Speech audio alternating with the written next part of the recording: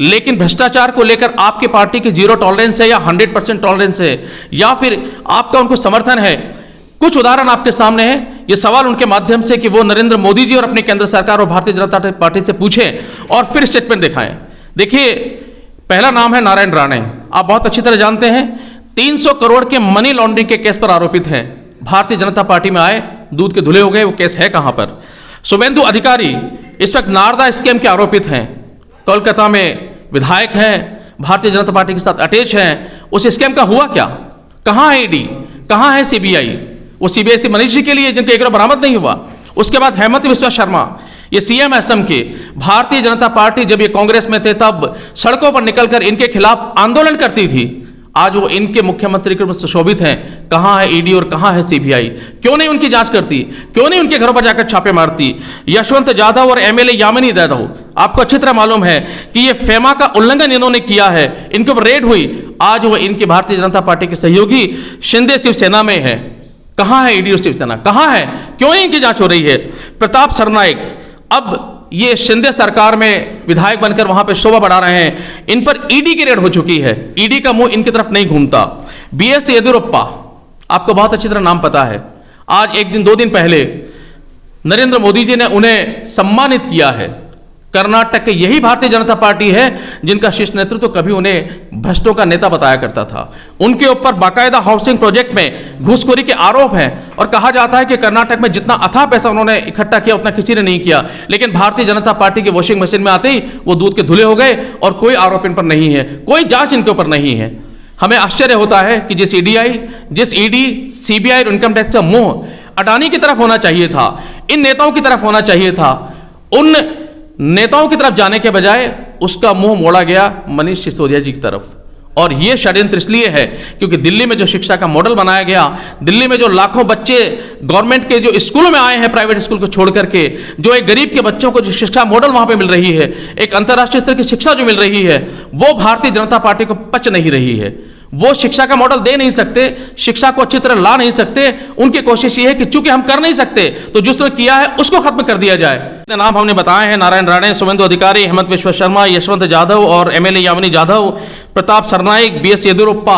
जरा एक बार उनकी भी बात कर ले और उनके बताएं कि ईडी और सीबीआई क्या कर रही है। दूसरी बात, जहां तक आप सीबीआई की बात करेंगे तो आप जानते हैं कि 8 वर्षों में जो हजारों केस सीबीआई ने किए हैं, सीबीआई का कन्विक्शन रेट 0.5% है। आश्चर्य का विषय है। और जितने पिछले 8 वर्षों में केस किए गए उनमें केस में 94%, 95% केसेस वो हैं जो विपक्ष के नेताओं के ऊपर हैं, बाकी कुछ बिजनेसमैन के ऊपर हैं।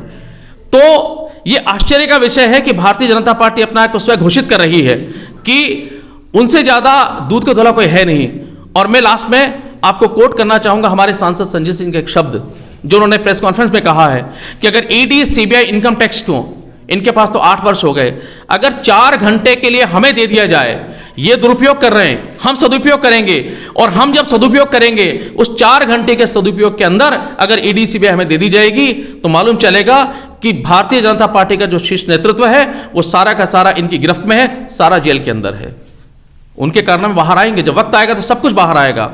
इसलिए भारतीय जनता पार्टी के जो प्रदेश के लीडर हैं उनका डर आम आदमी पार्टी के प्रति हम समझते हैं।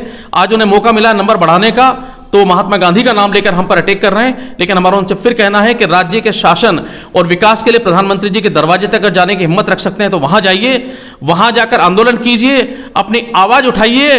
भारतीय जनता पार्टी या कांग्रेस के अंदर अगर हमारा डर है, राजस्थान में हमारे जिस तरीके से लोगों में उत्साह हमारे प्रति बढ़ रहा है, जिस तरीके से हम सड़कों पर उतर रहे लोग हमारे साथ जुड़ रहे हैं, अगर वो डर आपके अंदर है और वो डर आपके बयानों से झलकता है तो आपके बयानों से डर कम होने वाला नहीं है। आम आदमी पूरी ताकत से, केंद्र सरकार हो, राज्य सरकार हो, भारतीय जनता पार्टी लड़ेगी, सड़कों पर उतरेगी, न्याय के लिए उतरेगी।